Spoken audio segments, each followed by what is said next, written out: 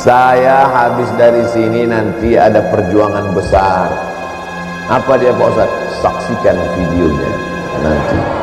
Oleh sebab itu, maka hari ini pertemuan yang luar biasa ini, saya mau menyampaikan ujung tombak bangsa Indonesia. Kita sudah berhadapan dengan Belanda, sudah berhadapan dengan Jepang, sudah berhadapan dengan komunis, dan ini bulan September, sudah tanggal 25. Masih ingat yang terjadi tanggal 30 September? Darah itu merah jendral, pisau silet dicongkel biji matanya. Mau itu terulang kembali? Tidak. Maka benteng terlahir perlawanan kita adalah tembok terakhir membentengi anak-anak kita adalah pondok pesantren. Di mana-mana saya ceramah, tembok terakhir, tembok pesantren. Masalahnya di pesantren Firdaus nggak ada temboknya. Jadi saya biasanya kalau ceramah saya tunjuk tembok. Tembok itulah benteng terakhir. Kalau tembok itu tumbang, hancur anak-anak kita. Temboknya dari tadi saya perhatikan nggak ada. Beginilah pesantren yang ideal. Pesantren tanpa tembok menyatu dengan masyarakat. Sekarang kita melihat ada pondok pesantren di tengah kampung, temboknya setinggi mata memandang. Waktu di dalam tembok orang sholat berjamaah, di dalam tembok orang baca Quran, di dalam tembok orang jilbabnya panjang. Begitu keluar dari tembok langsung kelepak bala enam. Pesantren tidak berpengaruh terhadap masyarakat. Pesantren Al-Firdaus tidak demikian, menyatu dengan masyarakat. Makanya tadi saya tanya, ini kita di mana ini? Di pesantren. Kok nggak ada pintu gerbangnya? Pesantren mesti menyatu dengan masyarakat. Pesantren mesti mempengaruhi masyarakat sehingga tak ada beda antara yang di luar dengan yang di dalam. Sama-sama baca Quran. Amin. Sama-sama sholat berjamaah. Amin. Sama-sama jilbabnya panjang. Amin. Sekarang di dalam pondok pesantren, santrinya, santriwatinya, anak perempuannya pakai jilbab, pakai cadar, yang nampak hanya biji matanya saja. Begitu keluar dari tembok pesantren, yang tertutup malah matanya, yang lain terbuka. Yang saya ceritakan ini fakta atau fiktif? Yang saya sebutkan ini hak apa hoax? Bingung apa hak, apa hoax, apa hoax, apa hak. Oleh sebab itu maka pondok pesantren mesti menyatu dengan masyarakat. Jangan terlalu bangga bercerita di pesantren ramainya sholat berjamaah, tapi masyarakat tidak ada yang sholat berjamaah. Oleh sebab itu maka masyarakat keliling ini mendapatkan rahmat dengan adanya pesantren Al-Firdaus. Anak-anak ini kita tidak tahu bakatnya apa. Maka dari sekarang ada bakatnya kemana-mana, bawa obeng, buka bengkel. Entrepreneur, jangan paksakan. Kalau dia tidak mau sekolah, jangan paksa sekolah. Yang penting taman pesantren, terserah setelah itu. Kau mau S1 nak? Iya, kita kirim ke Al-Azhar Kairo Mesir. Amin. Aku mau ngaji kitab nak, kita kirim ke Darul Mustafa Hadramaut Tarim. Amin. Aku mau S2 S3, kita kirim kemanapun sejauh mata memandang. Dia akan terbang. Di hari petang dia akan pulang membangun Lampung menjadi baldatun thayyibatun wa rabbun ghafur. Abdul Somad keliling ke sana kemari, keliling ke sana kemari. Nanti kalau mati gimana? Ya mati aja. Saya tidak akan pernah berduka kalau mati. Kenapa? Nanti kalau Ustaz Somad mati, siapa yang menggantikan? 1 juta anak Lampung akan siap menggantikan Abdul Somad. Betul? Nanti setelah mati. Jangan pernah takut siapa yang akan melanjutkan perjuangan ini di masa akan datang. Anak-anak muda yang sehat ini yang akan menggantikan kita semua Bapak Ibu. Kita ini semua akan mati. Diabetes mati, jantung koroner mati, kanker otak mati, COVID belum tentu. Kalau banyak minum obat kayu putih, kabarnya obat COVID itu kayu putih. Diambil ke tisu, disedot, nggak juga mempan, mati COVID. Tetap ikut protokol kesehatan. Hand sanitizer, tadi saya cuci tangan duluan. Dulu setiap cuci tangan makan, sekarang bolak-balik cuci tangan, nggak makan. tetap pakai masker. Lihat ibu-ibu semua pakai masker, bapak-bapak pakai masker. Ustaz Somad kalau nggak pakai masker, kalau saya pakai masker ceramahnya nggak jelas. Apa kata Ustaz? Cuma kata saya buka, tapi masker tetap ada. Insya Allah semuanya dalam lindungan Allah Subhanahu Wa Taala. Benteng terakhir mempertahankan iman dan Islam anak-anak kita adalah pondok pesantren. Andai mereka lulus dari pondok pesantren Al-Firdaus nanti, amin, lalu mereka ikut tes polisi dan tentara, lulus apa enggak lulus? Lulus. Kenapa lulus? Karena dada mereka bersih, enggak ada asap rokok. Yang lain pas diperiksa, di dalam itu sudah aspal hitam paru-paru, tapi mereka bersih, otaknya bersih. Kenapa? Karena tidak ada main game online PlayStation dan warnet. Hatinya bersih karena diajarkan kiai jangan hasad, jangan busuk hati, jangan dengki. Setelah bersih diisi dengan tawadhu, diisi dengan ridha, diisi dengan tawakal, diisi dengan qanaah, dan setiap pagi diisi dengan afdhaluz zikri fa'lam annahu la ilaha illallah, la ilaha illallah, la ilaha illallah, kalimatu haqqin 'alaiha nahya wa 'alaiha namutu wa biha nub'atsu insyaallah taala minal aminin. Mereka lulus jadi polisi dan tentara. Dan setelah mereka lulus jadi polisi dan tentara, tugas mereka dari Sabang sampai Papua, ada masjid-masjid yang selama ini ditinggalkan, tidak ada lagi yang sholat di sana. Begitu mereka tugas di sana, mereka hidupkan mikrofon, mereka yang azan langsung. Tentara azan, komandan korem, Allahu Akbar, Allahu Akbar. Gitu kalau tentara yang azan. Semua orang kampung terkejut. Apa ini? Kenapa tiba-tiba musola yang selama ini kita tinggalkan ada yang azan? Mereka ngintip. Begitu mereka intip, ada tentara lengkap dengan pistolnya sholat. Kira-kira penduduk kampung sholat atau enggak? Sholat, ketakutan semuanya. Disitulah kita bangga dengan anak-anak kita. Betul? Mereka akan jadi polisi, mereka tugas di Kapolres, di Kapolda, di Polda, di Polres, dari Kapolda, dari Kapolres, sampai Polsek, sampai Babinsa, sampai di tengah masyarakat. Mereka yang mengajak membaca Al-Quran malam Jumat, mereka kumpulkan masyarakat, mereka baca Bismillahirrahmanirrahim, Yasin wal Quranil Hakim. Kira-kira masyarakat ikut apa enggak? Ikut semuanya masyarakat. Kenapa masyarakat ikut? Karena ada pespolnya, guys. Bangga atau tidak kalau polisi dan tentara menghidupkan surau, langgar dan musola?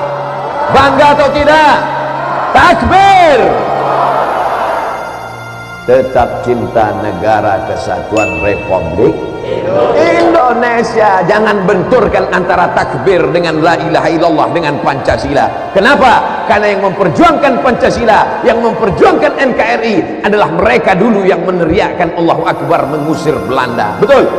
Apa teriakan Bung Tomo dulu ketika mengusir Belanda? Apa teriakan dulu ketika mereka mengusir Jepang? Allahu Akbar. Teriakan mereka adalah Allahu Akbar, serbu. Lari pontang-panting itu Belanda, tinggal terong Belanda. Betul? Oleh sebab itu santri-santri ini harus semangat, harus sehat. Jadi jangan bayangan orang santriwan itu pakai sarung, pakai peci, gayanya lotoy leo, lunglai, lesu, gayanya mau mati aja. Santriwan santriwati adalah yang semangat luar biasa. Betul? Sehat luar biasa. Nahu mantap, sorof mantap, balaghah mantap, ma'ani mantap, mantik mantap, bayarnya apa lagi? Tafsir ulumul Quran, tajwid arud qawafi, ulumul hadis, mustalah hadis, rijalul hadis. Tapi juga dalam kepalanya fisika, kimia, biologi, matematika, bahasa Inggris. Betul? Otak kiri, otak kanannya main. Nggak main otak main kan? Makanya anak pesantren itu anak yang paling pintar dan paling cerdas, karena dalam kepalanya macam-macam ada pelajaran. Cuman masalahnya orang sekarang kalau anaknya 3, mana yang paling bodoh itu yang dimasukkan ke pesantren. Bukan begitu. mana anak yang paling pintar, mana anak yang paling jenius, mana anak yang paling cerdas, mana anak yang paling smart. Itu yang dikirim ke pesantren. Itu yang akan memperjuangkan agama di masa akan datang. Betul? Kenapa perlu kalau bapak ibu punya anak 3, yang satu isi kepalanya 4 giga, yang satu ada 4 tera, masukkanlah yang 4 tera itu 1 juta giga di kepalanya. Kenapa? Karena memang anak pesantren perlu space yang besar, karena akan dimasukkan ke kepalanya 30 juz Al-Quran. Amin. Akan dimasukkan ke kepalanya Sahih Bukhari 7.275 hadis. Nanti setelah itu akan masuk dalam kepalanya Musnad Ahmad bin Hanbal 40.000 hadis. Sehingga anak-anak ini ketika dipejamkan mata, nampaknya Al-Fatihah, Al-Baqarah, Ali Imran, An-Nisa, Al-Maidah. Bukan macam kita, begitu pejam kepala nampak ayam pop. Saudara yang dimuliakan Allah Subhanahu wa taala, siap memasukkan anaknya ke pesantren? Siap berpisah dengan anak-anaknya? Bapak yang bilang siap, ibu belum tentu. Dia yang mengandung 9 bulan 10 hari, mereka yang menyusukan anaknya 2 tahun, berpisah dengan anak itu berat, bilang. Berat atau enggak berat, bro? Berat. Tapi kalau ibu menyerahkan anak ke Al-Firdaus, serahkan dengan kiai. Pak Kiai, ini anakku, tolong didik, ajarkan dia la ilaha illallah, ajarkan dia sunnah Rasulullah, ajarkan dia menjadi pemimpin bangsa. Jangan tinggalkan anak di pesantren dengan uraian air mata. Siap? Tepuk bahunya. Selamat tinggal anakku, belajar yang betul, kau akan jadi pemimpin bangsa.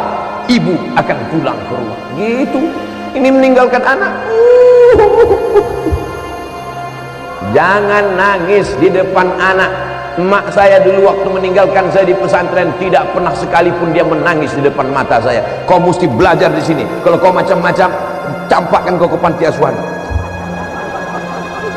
Kau mesti belajar di sini. Kau mesti serius di sini. Kau mesti betul di sini supaya kau jadi orang. Ku tinggalkan kau di sini supaya kau jangan jadi hantu.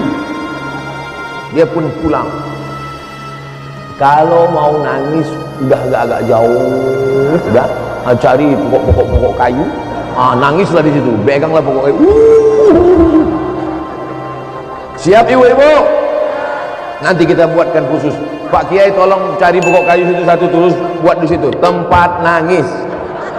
Jangan nangis di pesantren, jangan nangis di pintu pesantren. Dan anak-anakku jangan cengeng, jangan nanti sore-sore tiba-tiba galau pergi ke depan sawah. Sore-sore menjelang maghrib kau pergi ke depan sawah, bukan cuma lalat yang masuk, jin, setan, hantu, belau masuk. Oleh sebab itu yakinkan dirimu bahwa ayah dan ibumu adalah orang paling sayang kepadamu di dunia. Betul apa tidak? Sayang kepada anak bukan dibelikan motor. Ini banyak orang tua yang salah kaprah. Sayang sama anak, dibelikan motor, anaknya pun suka hatinya saja, semua dicopot, lampu dicopot, lampu sain dicopot, kacanya dicopot, semuanya dicopot, knalpot dicopot, remnya dicopot. Akhirnya motor itu memanjat ke tiang listrik, lewat di musola. Semua orang di musola mengutuk semuanya, semua orang di musola mendoakan dia supaya mati semuanya. Ghairil maghdubi alaihim waladdallin.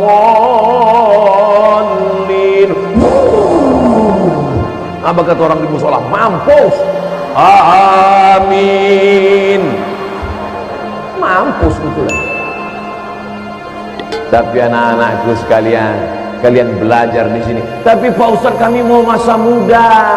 Nanti kalau kamu di pesantren, nanti kami nggak pandai naik motor. Ustaz Abdul Somad sekarang kemana-mana naik motor terus. Di sini aja nggak dikasih naik motor. Oleh sebab itu makanya tidak ada masa muda yang terlewatkan. Anak-anak pesantren tetap semangat. Masih semangat? Ustaz Somad mulai ceramah tadi 5:30. Sekarang sudah jam 6:05. Waktu kita 25 menit lagi. Dimanapun ceramah tetap 600 ml. Oh, 2 botol pagi. Ada susu lagi. Bapak Ibu yang dimuliakan Allah Subhanahu wa taala, santrinya sudah saya ceramahi, orang tuanya juga sudah saya ceramahi.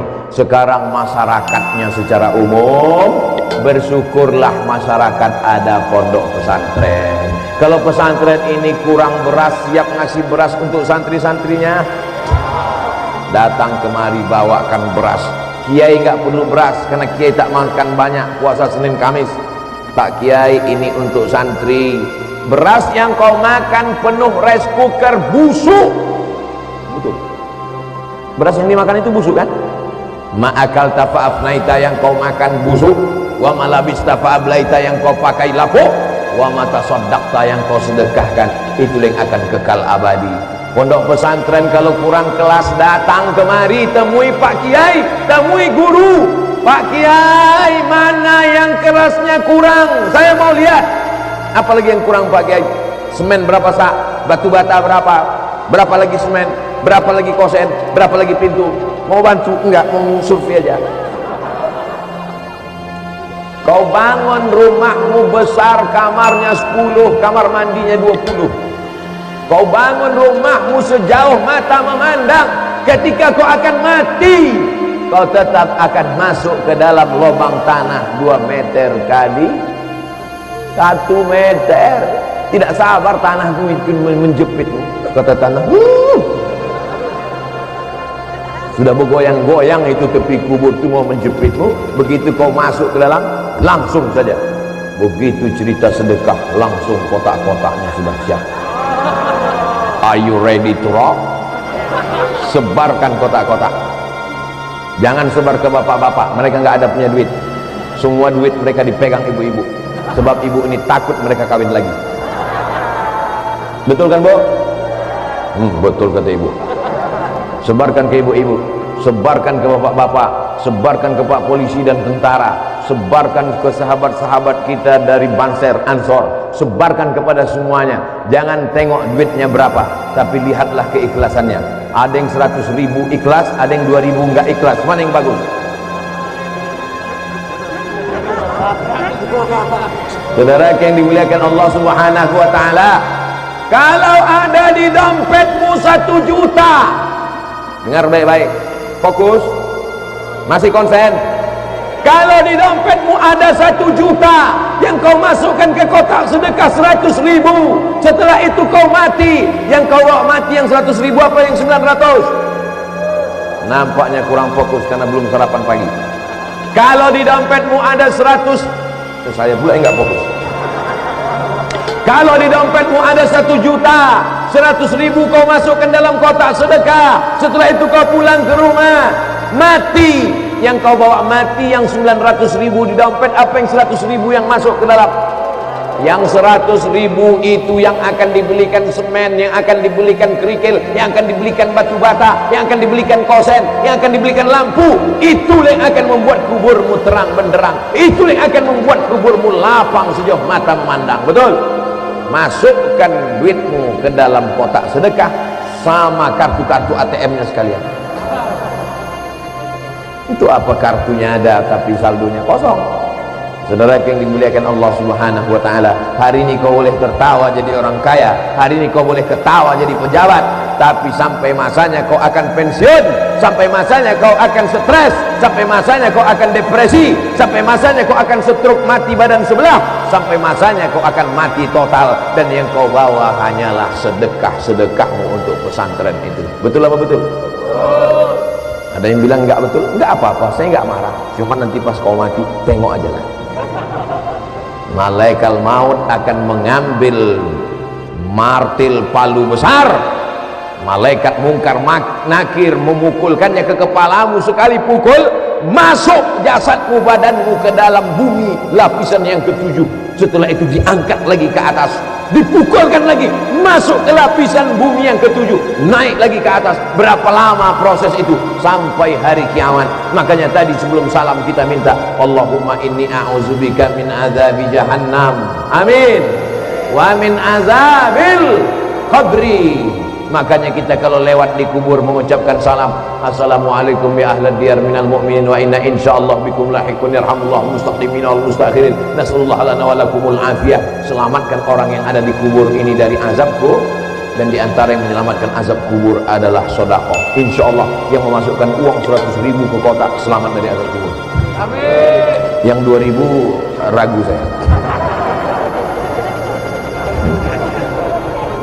Astaghfirullah Rabbal baraya, astaghfirullah minal khataya, astaghfirullah Rabbal baraya, astaghfirullah minal khataya.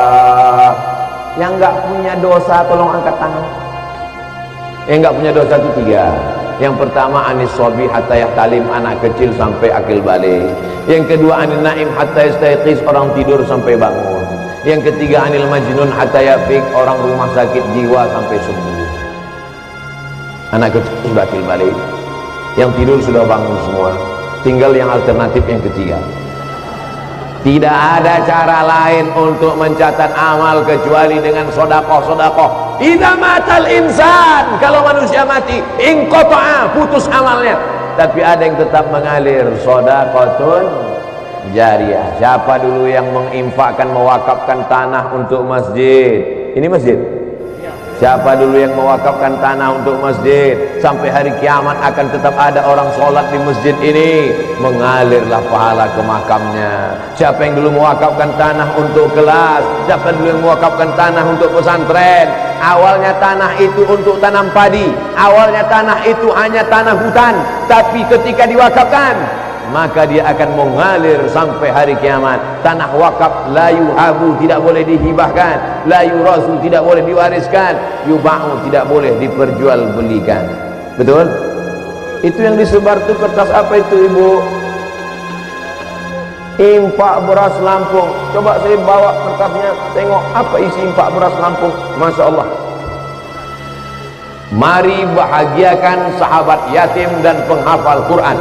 Mau menjadi orang tua asuh, sisihkan 25.000 setiap bulan. Siap ngasih 25.000 tiap bulan? Hanya 25.000, Beb. Bukan banyak. 25.000 tiap bulan ditransfer ke Bank Syariah Mandiri, kodenya 451 7999 665227, Gerakan Infak Beras Lampung. Datang ke kantor, dan sekarang alhamdulillah di Lampung sudah terkumpul tiap bulan 5 ton beras. Banyak apa enggak 5 ton itu? Banyak apa enggak? Tapi saya bulan lalu ke Yogyakarta sudah terkumpul 40 ton. Di Bandung 90 ton. 5 ton masih banyak apa dikit? Tadi katanya banyak. Insya Allah setelah kita iklankan ini, Lampung akan mengalahkan Yogyakarta dan Bandung. Berlomba-lomba dalam kebaikan. Diminta 25.000, ternyata mereka kirim 250.000. Ternyata banyak yang gak setuju. Diminta 25.000, mereka transfer 2,5 juta. Amin. Itulah yang akan mengalir setiap anak yatim yang memakannya, maka dikirimkan langsung. Kalau mau datang langsung bawa beras ke Gang Anggrek, Dusun Gunung Mas, RT 002, RW 001, Haji Mena, Natar, Lampung Selatan, Indonesia. Abdul Somad tidak ada keuntungan apapun dari beras-beras ini. Murni semuanya akan disalurkan ke pondok-pondok pesantren fakir miskin, anak yatim dan duafa. Satu butir beras yang masuk ke mulut mereka, pahalanya mengalir untuk Abdul Somad. Banyak yang gak setuju. Bapak Ibu yang dimuliakan Allah Subhanahu wa taala, man sanna fil islami sunnatan hasanatan, siapa yang membuat tradisi yang baik, falahu ajruha, dia dapat pahalanya, wa ajru man amila biha. Setelah dia meninggal dunia, disalurkan tiap bulan 25.000 menjadi 5 ton, menjadi 10 ton, menjadi 40 ton, menjadi 100 ton dalam 2021 insyaallah. Amin.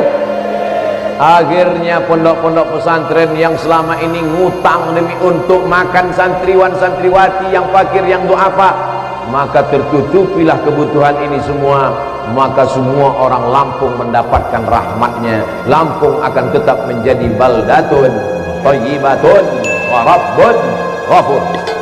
Berkumandang selawat di seluruh Lampung, berkumandang zikir baca Quran di seluruh Lampung. Maka apa janji Allah? Walau anna ahlal qura amanu, kalau penduduk Lampung itu beriman, wattaqau, penduduk Lampung itu bertakwa, beriman, bertakwa, la fatahna alaihim barakat, kami akan bukakan barokah-barokah dari langit, turun hujan, kelapa-kelapa pun lebat, durian-durian pun lebat. Ada pokok durian? Pisang-pisang pun lebat, padi-padi pun lebat. Tapi kalau sudah ingkar kepada Allah, walakin kadzabu, kalau mereka mendustakan ayat-ayat Allah, akhaznahum, kami cabut rahmat itu menjadi laknat. Mau rahmat di Lampung ini berubah menjadi laknat? Kalau mau, na'udzubillah. Kalau tak mau berubah menjadi laknat, maka tetap ramaikan masjid surau, langgar musola dengan solat berjamaah, ramaikan subuh dengan istighfar. Alhamdulillah, tadi di dekat hotel penginapan, belum lagi azan subuh sudah ada pengajian. Di mana-mana pengajian setelah subuh. Tiba-tiba saya dengar ada pengajian. Loh, hebatnya Lampung, ada pengajian. Begitu keluar dari hotel, kok pengajiannya nggak berhenti-berhenti? Rupanya kaset. Kaset Ustaz Ali Hidayat diputar dekat hotel. Saudara yang dimuliakan Allah Subhanahu wa taala, masih syukur ada kaset di musola. Di beberapa masjid musola sekarang, pengalaman pribadi saya ketika pengalaman dana untuk Palestina, kami berangkat dari rumah jam 4 subuh, subuhnya jam 5, jam 5 kami berhenti di pinggir jalan, masuk ke musola, ke masjid, 2 kali berhenti, 2 kali masjidnya dikunci, digembok. Gak ada lagi orang sholat subuh, kaset pun gak hidup lagi. Di Lampung masih syukur kaset masih hidup. Di beberapa masjid sudah tidak ada. Untung gak ditulis di masjid, Masjid Al-Ikhlas, bukanya Jumat aja. Siapa yang akan meramaikan masjid itu? Siapa yang akan membuka masjid itu? Siapa yang akan memimpin sholat berjamaah di sana? Siapa yang akan baca Quran dan selawatan di sana? Santriwan santriwati pesantren Al-Firdaus. Tidak akan ada lagi masjid surau langgar yang kosong dari sholat berjamaah. Tapi santriwati-santriwati yang tidak bisa azan, santriwati-santriwati yang tidak bisa membaca Quran bersuara melengking seperti laki-laki, mereka akan tetap melahirkan mujahid-mujahid fisabilillah. An-nisa imadul bilad, perempuan itu tiang negara. Kenapa masjid ini bisa kokoh? Karena tiangnya kuat. Coba kalau masjid ini tiangnya dari batang pisang, sudah lama tumbang, betul. Kenapa Ustaz Somad bisa gagah berdiri tegak di sini? Karena tiang pentas ini besi. Coba kalau tiangnya dari batang singkong, sudah lama tumbang. Gagah perkasa, kenapa? Karena suara mikrofonnya kuat. Coba kalau suaranya tak keluar. Oleh sebab itu, ini kita tidak bisa selesaikan masalah ini sendirian. Wa ta'awanu 'alal birri wa taqwa wa la ta'awanu 'alal ismi wal 'udwan. Jamaah yang berdiri jangan khawatir, jangan takut. Kalau berkunang-kunang lapor ambulan, selesai. Inilah ceramah yang paling lengkap semuanya. Tentara ada, polisi ada, banser ada, Satpol PP ada, semuanya ada. Ya, biker subuhan ada, biker subuhan siap. Yang tak ada orang gila. Alhamdulillah, inilah ceramah selama Ustaz Abdul Somad 2 hari ini, kemarin, hari ini, besok. Ini ceramah yang teramai. Tapi sekarang zaman aneh, zaman ajaib. Dulu orang bingung bagaimana supaya pengajian ramai. Sekarang bagaimana supaya pengajian jangan ramai. Betul apa enggak betul? Berjarak. Jarak. Makanya saya tidak akan posting gambar ini di Instagram yang followernya hampir 4 juta itu. Kenapa? Dikhawatirkan akan menimbulkan fitnah. Kita tidak mau ada fitnah.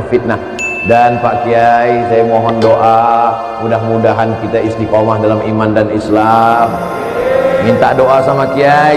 Kalau ketemu sama Kiai minta doa. Beda kalau ketemu saya sama saya minta foto. Ketemu sama kiai minta doa, cium tangan kiai.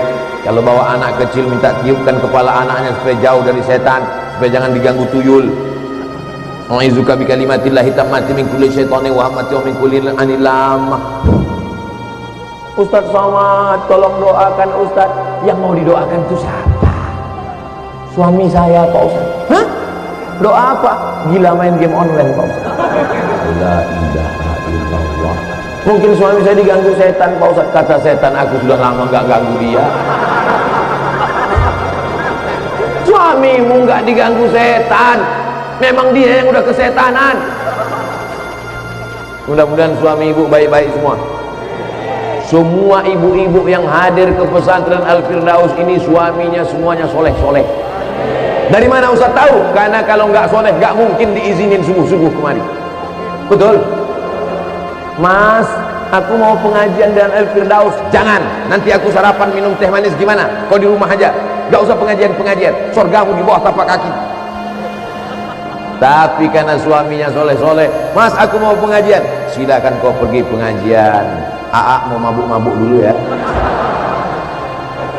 Tapi insya Allah mereka adalah suami yang baik-baik semua. Bagi yang masih nakal, bagi yang masih game online, bagi yang masih main gaple, doakan mereka bu, doakan mereka supaya panjang umur, doakan mereka supaya istiqomah iman dan Islam. Doa ibu luar biasa, betul. Ibu kalau berdoa terus, berdoa terus, maka insya Allah dua kemungkinan. Pertama dia jadi baik, yang kedua dia tenggelam di Laut Merah. Seperti suaminya Asia itu perempuan yang solehah, tetap mendoakan, akhirnya suaminya tenggelam di Laut Merah, namanya Fir'aun. Insya Allah suami ibu semuanya tak ada yang jadi Fir'aun. Setengah Fir'aun Pak Ustaz, kita hilangkan setengahnya. Baik-baik semuanya insya Allah. Dari ibu yang solehah, dari bapak yang soleh, lahir anak-anak yang soleh. Maka dari yang soleh, solehah, soleh, masyarakat Lampung semuanya menjadi orang-orang yang soleh-soleh. Kemana-mana Ustaz Somad ceramah, kalau ada orang bertanya apa itu rukun, apa itu syarat, apa itu wajib, apa itu sunat, ada orang yang pertanyaannya remeh-temeh. Ada jamaah yang mau nanya Pak Ustaz, apa pertanyaannya? Ustaz, kalau hidungnya nggak nempel ke lantai, sholatnya sah atau nggak sah? La ilaha illallah. Oh, pertanyaannya cuma ujung hidung nempel ke lantai nggak nempel, sholatnya apa sah apa nggak sah? Masalah hidung nempel ke lantai itu bukan rukun, itu bukan syarat, itu bukan wajib, tapi menempelkan hidung ke lantai itu hukumnya sunat. Kalau mau mana tahu rukun, mana syarat, mana wajib, beli buku fikih Islam Sulaiman Rasyid. Bolak-balik saya sampaikan, beli fikih Islam Ustadz Sulaiman Rasyid. Ustadz Sulaiman Rasyid itu tahun 1935, 10 tahun sebelum Indonesia merdeka, dia sudah dapat ijazah dari Al-Azhar Kairo Mesir. Orang mana Sulaiman Rasyid? Orang Lampung, sudah tamat Al-Azhar 10 tahun sebelum Indonesia merdeka. Hebat nggak orang Lampung? Itu saya sampaikan di sini aja atau di mana-mana tempat? Di mana-mana tempat saya sampaikan. Syekh Sulaiman Rasyid, fikihnya mazhab Syafi'i, menyusun buku simpel sederhana. Bukunya sampulnya atasnya kuning, bawahnya hijau, cetakan bulan bintang, harganya cuma 40.000. Kalau naik saya nggak tanggung jawab. Sudah punya apa belum? Oke, anak pesantren bisa baca kitab kuning. Kitabnya bacaannya Matan Takrib, Fathul Qarib, Fathul Mu'in. Yang dia baca apa? I'anatul Talibin. Tapi yang tidak sekolah agama, yang nggak tahu baca kitab kuning, yang nggak tahu baca kitab Arab gundul, yang Arab gondrong aja dia nggak bisa baca. Maka fikih Syekh Sulaiman Rasyid orang Lampung menjadi alternatif.